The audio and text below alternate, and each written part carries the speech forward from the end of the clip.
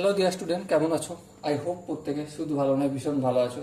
স্ক্রিনের উপর একটা কোশ্চেন দেখা যাচ্ছে। কোশ্চেনটা কি? কোশ্চেনটা এটাই যে sine square alpha plus sine alpha equal to 1। কি বলেছে? Sine square alpha plus sine alpha equal to 1। তাহলে এখন আমাকে বলতে হবে cos to the power 4 alpha plus cos square alpha equal to কত, এটা বলতে হবে। দেখো ধ্যান দিয়ে আমি একটা কাজ করছি, এই যে সাইন স্কোয়ার আলফা রয়েছে না, এটা আমি এদিকে রেখে দেবো, সাইন স্কোয়ার আলফাই থাকলো। আর এই সাইন আলফাটা অপোজিট দিকে নিয়ে গেলে মাইনাস সাইন আলফা হবে। বেশ, এবার দেখো সাইন স্কোয়ার আলফাকে আমি কি লিখতে পারি? 1 মাইনাস কস স্কোয়ার আলফা। বেশ, equal to 1 minus sine alpha.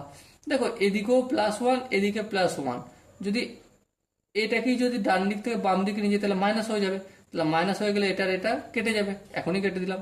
এবার দেখো এখানেও মাইনাস রয়েছে, এখানেও মাইনাস রয়েছে, তাহলে দুদিকে যদি মাইনাস দিয়ে গুণ করে দিই তাহলে কি বেঁচে থাকবে? Cos square alpha equal to sine alpha. এইটা একটা স্টেপ করলাম, এটা 1 নম্বর ইকুয়েশন হিসেবে রাখলাম। এবার দেখো, এবার কি কস স্কোয়ার আলফা, এটাকে আমি হোল স্কোয়ার করছি, তাহলে অবশ্যই সাইন স্কোয়ার আলফা করতে হবে। হ্যাঁ, আচ্ছা কস স্কোয়ার আলফা মানে কি? Cos to the power 4 alpha equal to sine square alpha. হ্যাঁ ঠিক।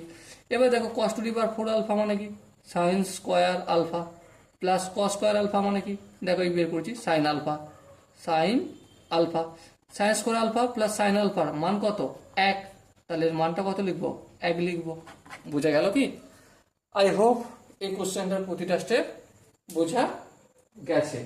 যদি কোনো জায়গায় ডাউট থাকে, কনফিউশন থাকে, তাহলে কি করতে হবে? কমেন্টে জানাতে হবে। ওকে, সো ডিয়ার স্টুডেন্ট, দেখা হচ্ছে পরবর্তী সেশনে। ততক্ষণ পর্যন্ত ভালো থেকো, সুস্থ থেকো এবং জয় হিন্দ।